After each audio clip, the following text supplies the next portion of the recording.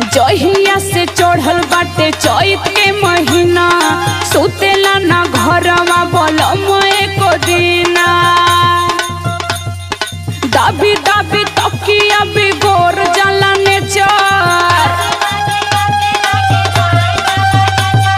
अरे टीवी देखल कर पगली, टीवी मोबाइल में टिकटॉक पर वीडियो बनावल कर टाइम पास हो जाई। देखा थी कुल मेहरारू बनावत थी, हमरे ना आवेला हो। यह खाली तोरे ना वाला। अरे संदीप राज उर्फ राज से सीख ले, वो तो टिकटॉक का स्टार है। दाबी दाबी तकिया बिगोर जाला